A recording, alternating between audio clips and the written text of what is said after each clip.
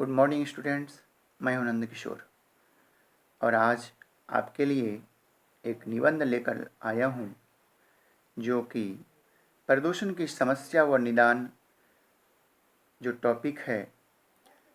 निबंध लिखने के लिए कुछ संकेत बिंदु पर ध्यान देना परम आवश्यक है, जैसे प्रदूषण से तात्पर्य, इनका परस्पर संबंध, पर्यावरण को दूषित करने का दोषी, इनसे बचाव के उपाय, सरकार का योगदान, हमारा कर्तव्य और उपसंहार। तो हम लोग चलते हैं प्रदूषण की समस्या की तरफ। प्रदूषण शब्द का तात्पर्य है वायुमंडल या वातावरण का दूषित होना। जो प्रकृति हमें शुद्ध वायु, शुद्ध जल, हरी भरी धरती देती है, उसी से छेड़छाड़ कर हम अपने को गौरवान्वित अनुभव करते हैं। हम भूल जाते हैं कि प्रकृति का कोप हमें नष्ट भ्रष्ट कर देगा। अपने भौतिक सुखों के लिए अपने कल कारखाने लगाएं, उनका धुआं पर्यावरण को दूषित करता है। प्रदूषण की मात्रा दिन प्रतिदिन बढ़ती जा रही है। इससे भारत ही नहीं, पूरा विश्व चिंतित हो रहा है। तो प्रदूषण को जो बढ़ रहा है, उसके 4 प्रमुख कारण हैं: जल प्रदूषण, वायु प्रदूषण, ध्वनि प्रदूषण और भूमि प्रदूषण, जिसे हम मृदा प्रदूषण भी कहते हैं। तो पहला है जल प्रदूषण। जल प्रदूषण एक विराट रूप ले रहा है। कारखानों से निकलने वाला जहरीला कचरा तथा केमिकल्स नदियों में मिलकर शुद्ध वायु को अशुद्ध बनाते हैं। उस पानी से नदी में रहने वाले जीवों का जीवन संकट में पड़ जाता है और हमारे स्वास्थ्य पर भी उसका कुप्रभाव पड़ता है। अनेक रोग बढ़ रहे हैं। इनके अलावा नदियों में लोग नहाते हैं, कपड़े धोते हैं, शवों की राख डालते हैं, मलमूत्र भी नदियों में विसर्जित करते हैं। इस कारण भी जल प्रदूषण होते जा रहा है, जो हानिकारक हो गया है। ऐसे दूषित जल को कितना भी शुद्ध किया जाए, शुद्ध जल नहीं हो सकता। वही जल पीकर हम बीमारियों को निमंत्रण दे रहे हैं। इससे पीलिया, हैजा, पेचिस, डेंगू, मलेरिया तथा पेट के रोग हो जाते हैं। दूसरा है वायु प्रदूषण। वायु प्रदूषण धुएं से फैलता है। कारखानों, मोटर गाड़ियों का धुआं इसका कारण है।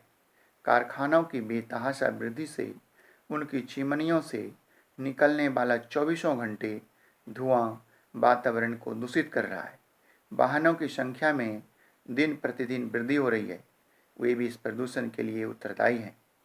वाहनों से निकलने वाले कार्बन मोनोऑक्साइड गैस के कारण सांस लेने में परेशानी और फेफड़ों की बीमारियां बढ़ रही हैं। बढ़ती जनसंख्या और रोजी रोटी की तलाश में लोग गांव से शहरों की ओर पलायन कर रहे हैं। यह भी इसका एक कारण है। शहरों की बढ़ती ज़रूरतों के कारण हम अंधाधुंध पेड़ों की कटाई कर रहे हैं। हम यह भूल गए हैं कि सुखों को भी हम तभी भोग सकेंगे जब हम शुद्ध वायु मिलेगी। ध्वनि प्रदूषण। महानगरों में मानव जीवन को तनावयुक्त बनाने का प्रमुख कारण ध्वनि प्रदूषण भी है।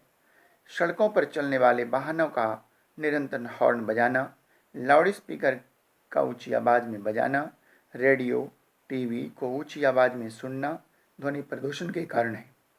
इनके अतिरिक्त गाड़ियों में भी लोग तेज आवाज़ में रिकॉर्ड लगाते हैं। इस तेज आवाज़ और शोर शराबे से हमारी श्रवण शक्ति प्रभावित होती है। इसके साथ हृदय रोग तथा रक्तचाप की बीमारियां बढ़ रही हैं।